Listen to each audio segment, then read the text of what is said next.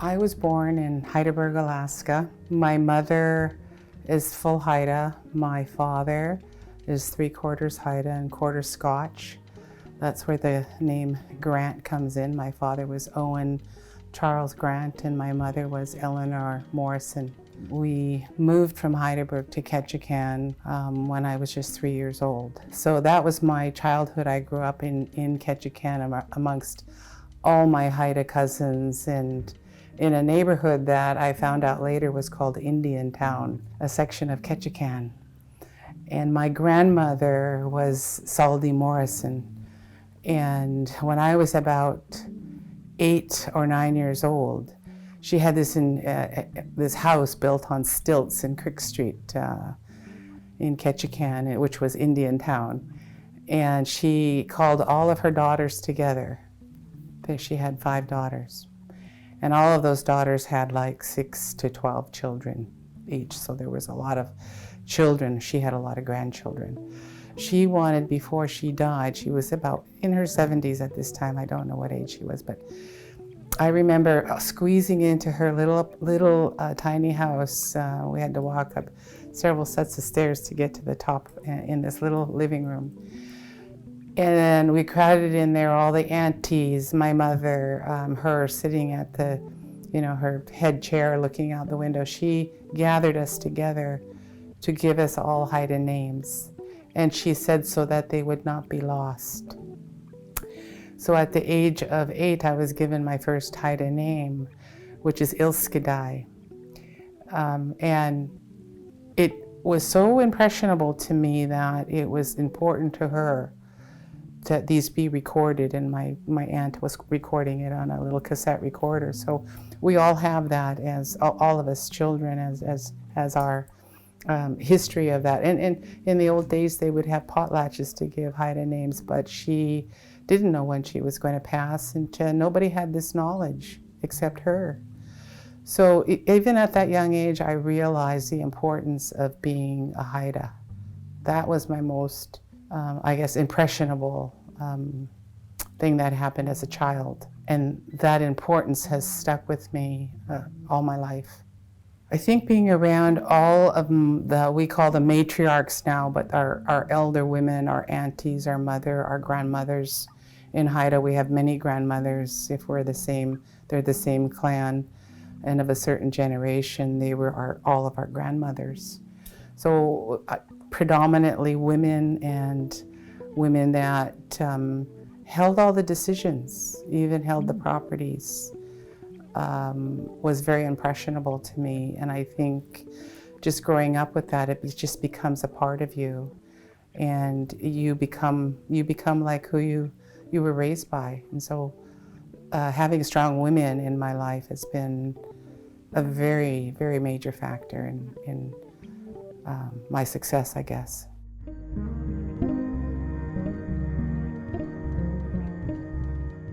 Haida people, I think, have a very strong worldview, and it comes through the language, which unfortunately we're doing our best to make the language survive. It really has to do, I think, a lot with the artwork. How the artwork has been a main thread throughout history up until now, and now you have so many Haida artists practicing the traditional art forms, the totem poles, the masks, the silver, the gold carving, all of that's being produced by Haida artists is really of the highest caliber of art in North American art.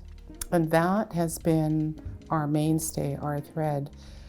And I think it's because there's such formline has its set of rules, its standards, that as an artist, you must follow them.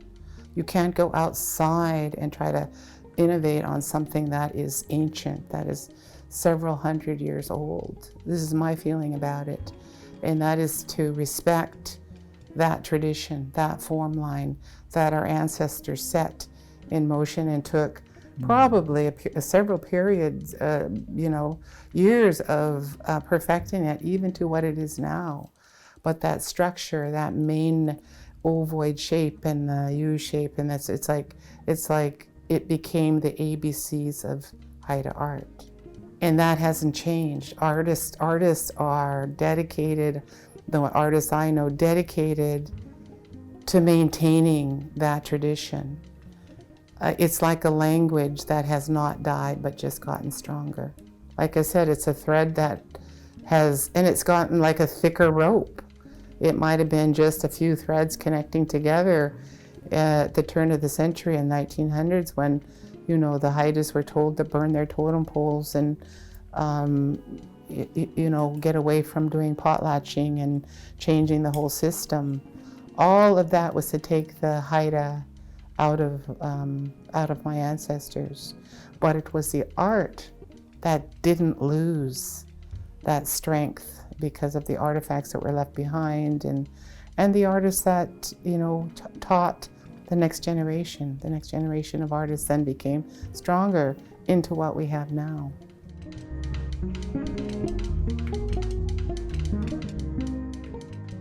After making a trip to Haida, summer of 1979, and I saw more of the original place where we came from and Haida art up there, it became even like a stronger motivation for me to look into practicing traditional art. In the early 80s, I was part of a dance group, Rainbow Creek Dancers, with my then husband, Robert Davidson. And I was tasked to do the regalia for the group, which I loved doing because I was a seamstress from the time I was 13 years old. It was when I first started sewing on a machine.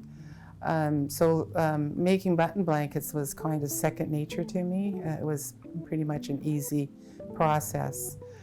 Painstakingly, lots of work, but I understood the fabric and how to make a blanket.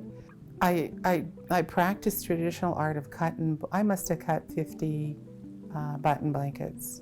Machine sewed, appliqued, hand stitching, sewed millions of buttons, you know. And then around 1983, Robert's grandmother and my paternal grandmother, Florence Edenshaw Davidson, she said to me one morning in her kitchen, she said, "I'm going to teach you how to weave." It was a statement, like, you know, and it was like she knew I had to do something else. So then I ventured into learning spruce root basketry, which is one of the hardest basketries I think there is.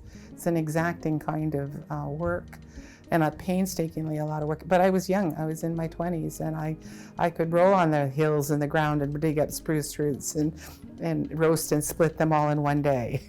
Wow. And then I could weave, you know, and she literally taught me from the ground up how to weave spruce root baskets. A huge gift, really a huge gift that I received from her. And I called her my mentor because there were times I would just fly up to be with her and sit around and weave with her and let her tell me stories, you know. One of the Haida ways of teaching was you really didn't ask questions. You just watched. You watched the master. If they had a story to tell you, they'll tell you. But you didn't ask questions. In a sense, I had an informal apprenticeship in traditional arts with Florence Edenshaw Davidson. And in the actual graphic Haida art, I learned a lot from my mate that I was with at the time. I hand cut with scissors, just thousands of appliques of artwork applied to fabric. And so the real transition and inspiration happened over a process of time. I did have sort of intuitive thoughts about combining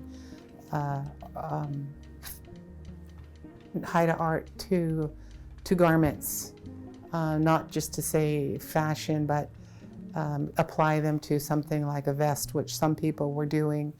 But then Robert and I were part of a group of other artists that gathered in the 70s and 80s in sort of roundtable discussions about how do we progress the art form, sort of meaning all of Northwest Coast art forms, Tsimshian, Haida, Tlingit, New Channels, Coast Salish. How do we, to preserve the art, art must not just stay in one place in time, it must progress even with various other mediums. And so at the time there were artists starting to get into printmaking on paper, doing bronzes, art forms that were not traditionally accepted, but we were at this verge of like, let's push it. What more can we do? So that was the question, and that was the buzzing word was innovation, innovating on the art, but yet keeping the integrity of the art, as I spoke about in terms of formline design, but maybe changing the medium. And in one of these discussions, Bill Reid, who had just come back from Paris, he said to everybody, well, somebody's got to do fashion, or there's going to be somebody that over in Paris or somewhere is going to take our art and put it on stuff and make it really bad. So somebody's got to do fashion. And I listened, that was like the loudest, clear message to me. And I thought in that arena of people, I was one of the only females in those discussions. And I just thought to myself, that would be me.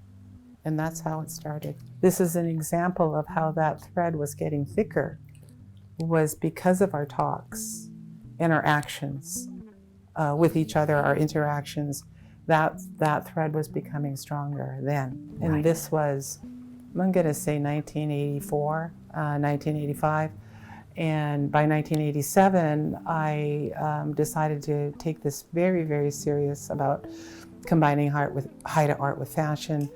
And I enrolled in design school in Vancouver, the Helen Lafole School of Fashion. And it was a one-year private school. And I went there with the intent of applying Haida art to clothing. And I wanted to gain the ability of how to draw illustrations.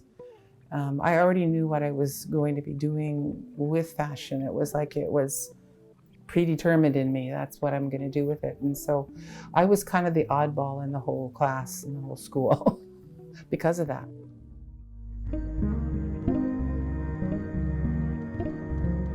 It felt like I had been given a golden ball that was a precious gift, and that I needed to protect it.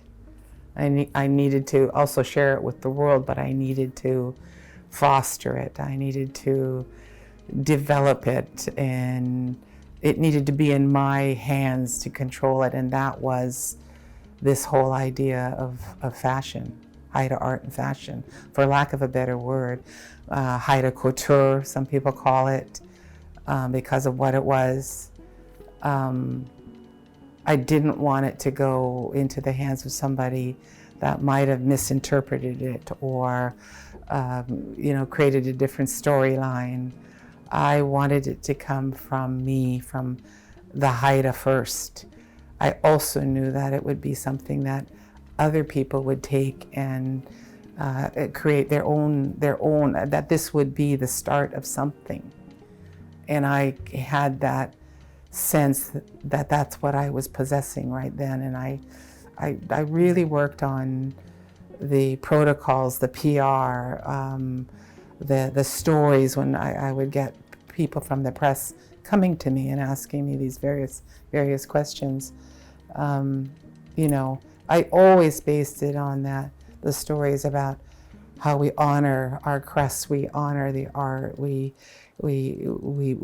do believe that the art is a bridge. The art is to be shared, not just amongst ourselves, but with other people. The Haida people were very progressive, even in all the generations and the bridging of the next generation. Very proud people, had strict protocols, and I think that it comes down through the language and it comes down through the art. And I think as an artist, I've learned a lot of those subtleties of those protocols. And so doing something new that didn't have an established protocol, that was difficult. I did rely on some elders like Nani Florence. She said, "Can you make me a cape?" So, of course. So I made her a cape. That to me was like, she would tell me things, "You're doing good, dear. You're doing real good." And I think that a lot of the Haida people were proud that it was a Haida did first. I don't know. The Haidas were always ahead of the game. Keep ahead of the game, and and do it good, do it well. When I started this line of clothing, I felt like it was a bridge, that I was building a bridge from something that was looked down as very traditional, like button robes and all the traditional art forms. I was building a bridge to another side, a way of thinking about Haida art, and that was onto clothing. But that bridge had to be strong. It had to have a two-way street back to tradition. Well, what did that look like? It looked like the raven greatcoat to me that I designed in design school. It looked like, traditional regalia, but with a little bit more of an upbeat look to it that was structurally even designed better to fit the body. The octopus dress was based on the octopus bags. And I added an asymmetrical cape to give it a total different twist and look. These things came out of studying everything I could get my hands on visually in books about garments, in the 1800s. Thereby just still building that bridge, two-way bridge. The word yagudang means to have respect for yourself and all those you encounter. So that encompasses everybody. But when it says self-respect, it's yourself, how you conduct yourself in and amongst your people is with respect. And my mission statement is, I will imbue the philosophy of Yagudang into my garments. It just makes me happy when I make somebody happy with one of my garments. That's my purpose. If I can make people feel the way they do in my garments, that's my purpose.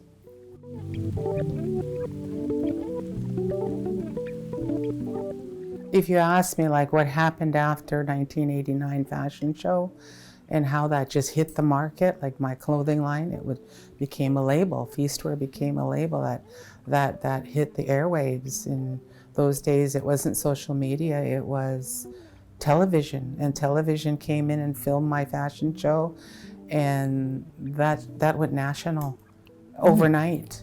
Articles, fashion magazines were coming to me, local newspapers were coming to me. I mean, I had waves of publicity that happened, and through that publicity, I guess that's how it went to market, really. I staged my premiere, and that's basically how it went to market. I created my own Dorothy Grant boutique in 1994. Sinclair Centre July is when I opened. And then I was under the gun. I had to produce. I had to design 3 collections a year, and that was my intro into the real business world. And I wasn't going to keep up with regular fashion houses and kind of do mainstream fashion. I knew I was doing my own sense of style. Techniques were different than most mainstream fashion.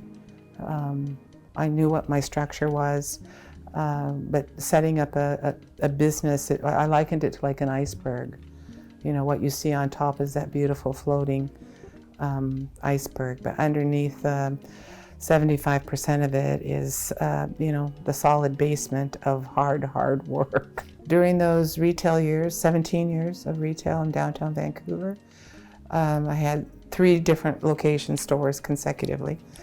But Sinclair Centre was my proudest accomplishment store. It was 1,400 square feet, and we had it architecturally designed to reflect a longhouse, like going into a longhouse. Our wardrobes were in the shape of huge bentwood boxes. My dressing room doors were carved with my killer whale crests on them. We did a lot of, value-based stuff for the retail store, and for that first impression was really important. And people would come into the store and just look at it. Everything was unique.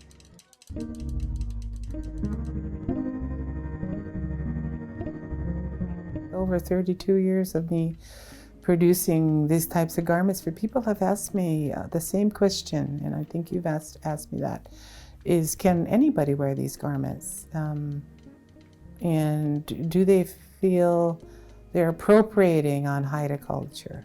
My worldview of Haida art is equivalent to the ancient Egyptian arts, the ancient Greek mythology stories and their art.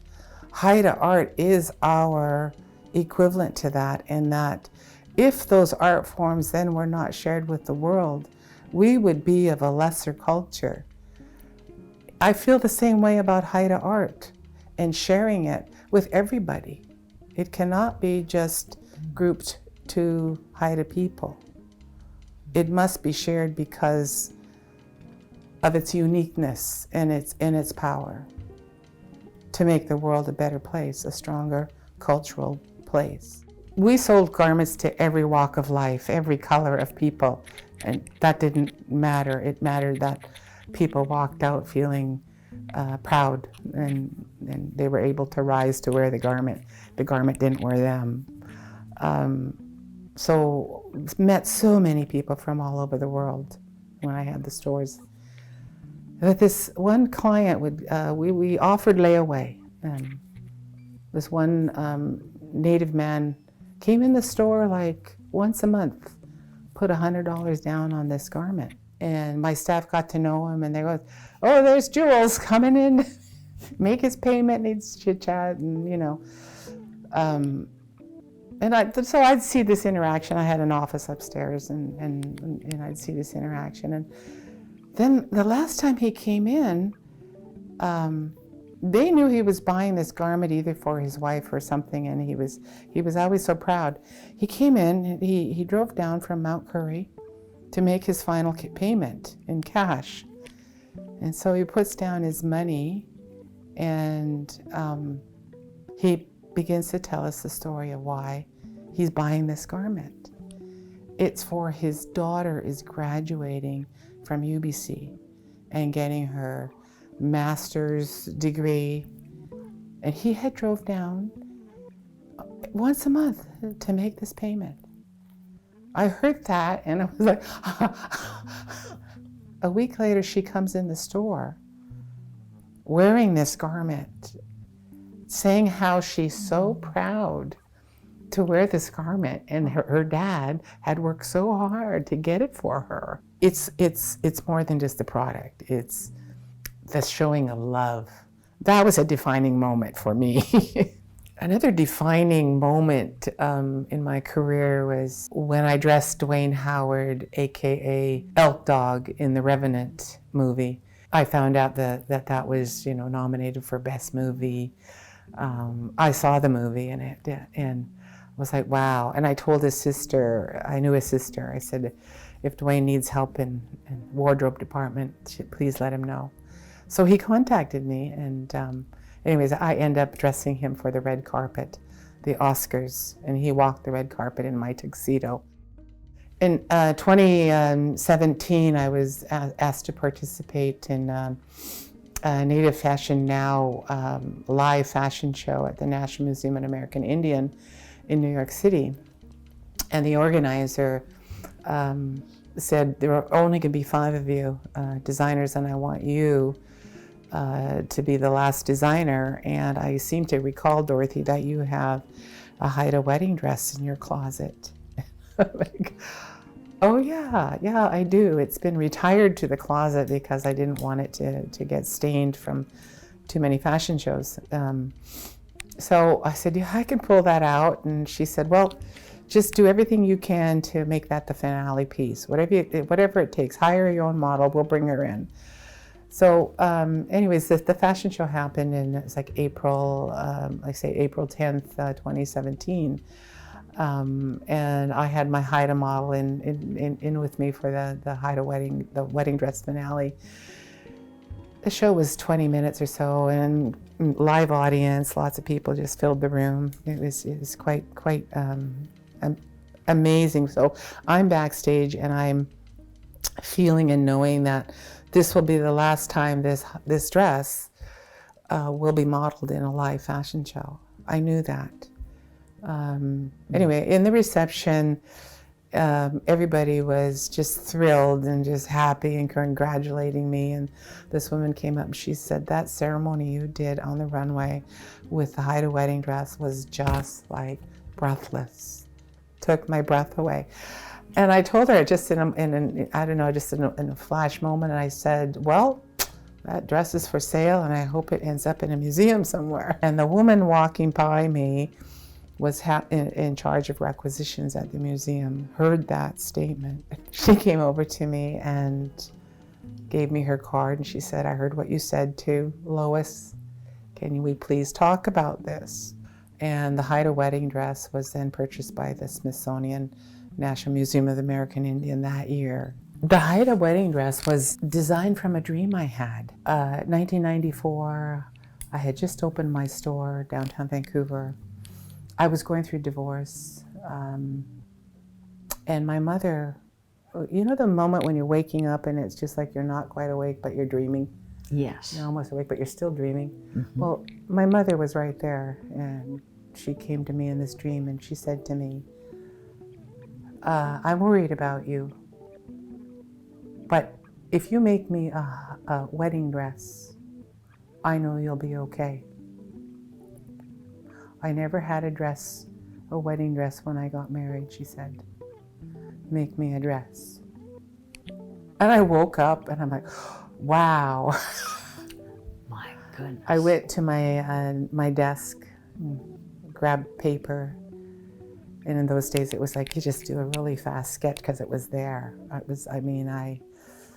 didn't have to think much about it. It was just there. I drew it out and took it into production where the studio was, and I showed my production manager and I told her about the dream, and this was the silhouette of this simple sketch of the dress. I said, we have to make this dress. We have to make it in white deerskin. I know where to get the skins. And she says, we can do that. She worked on that pattern immediately.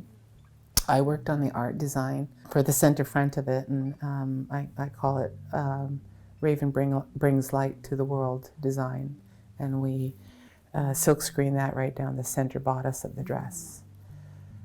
So that's where the inspiration for that dress came about. So this was 1994. 25 years later, that dress is now at the Smithsonian Museum of American Indian, and my mother's dream came true. I was all right. Follow your intuition, follow your heart, she became my ancestor. I'm following what she said. Make the dress. And that just became one of my proudest moments. I also think that it's in my DNA. I have the same blood as ancestors 500 years ago.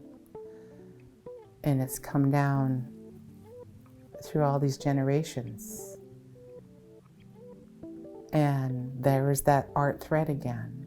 There is that thread, that cultural, artistic thread that keeps us strong. I would say to young people, keep doing something over and over and over again that you know is going to go somewhere. You eventually innovate. You eventually get more creative. But the repeat on technique, on cutting, and anything, whatever it is, keep doing it.